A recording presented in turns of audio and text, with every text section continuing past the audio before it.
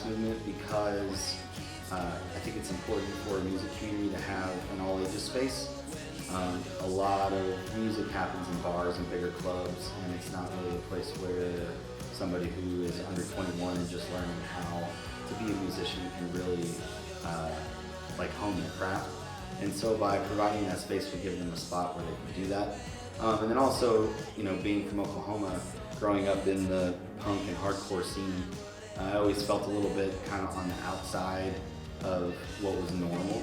And so having a place where young kids can come and kind of be themselves and explore who they are and who they want to be without being judged, I think was really important, and that was like a main factor in Oklahoma. Yeah, so some of the major challenges that we faced with kind of having a space like this is, so we originally opened a smaller space on 15th and Harvard, I want to say 2018, and just kind of got it like self-sustained.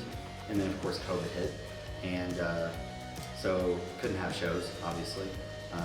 Definitely still utilized the space as a practice space for bands because we were in a lease. Recorded some live sets, but ultimately we weren't making enough money to keep the lights on. And so our landlord was cool and they let us out of the space. And so when COVID was kind of over and things started opening back up, we started looking to open a new spot. And then we found a place over at 18th in Boston that we thought was like really nice. Got in there, signed the lease, paid deposits, all that stuff. And then the property manager over there was like, we don't want a live music venue because if we put a restaurant next door, they're going to complain about the noise. And I was like, well, this is what we told you were going to do from the beginning, so I don't really understand what that the problem is, but they wouldn't relent on it, and so lost a good chunk of money there because we couldn't get the deposit back. And then we found this space and got it open, I want to say 6 months after we signed the lease on, because it was a lot of work to do. The city just requires you to do so much to make it a safe environment for people that are going to be gathering inside. And so the biggest challenge here was we had to scrape out like 2,000 square feet of this like foam insulation that was in the ceiling. So we had to do that by hand. So it was all done DIY. We didn't hire anybody to do any of this, like all the stage work and all the foam that we removed, all the construction on the inside, all the art, everything was done all ourselves, so that we didn't, have to pay out. Because one of the challenges that comes along with a place like this is that it's not a huge money maker. It's really like a passion project, and so if we are not generating money, then we're losing.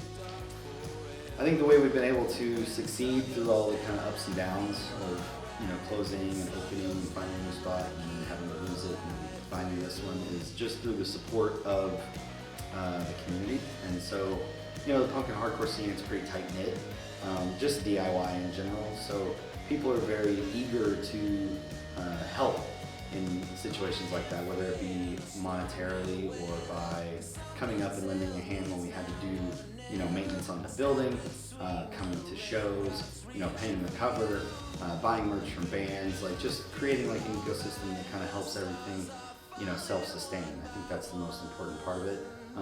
We can make a cool space, but if nobody's here participating in the music, then it doesn't really work out as well. You have to have a good relationship with the people who are going to be coming to a space like this. It doesn't work if you just open it. You have to have the support from the community in order to make it work, and so I would say that you have to be plugged into what's going on, kind of have your ear to the ground as far as like what's happening in your space, whether that be a bigger city or a smaller town, and then just going to it knowing that it's not going to be like a thing that makes a ton of money, but it can be super fulfilling to see, some 18-year-old kid grow from like his first band into like a musician that finds some success.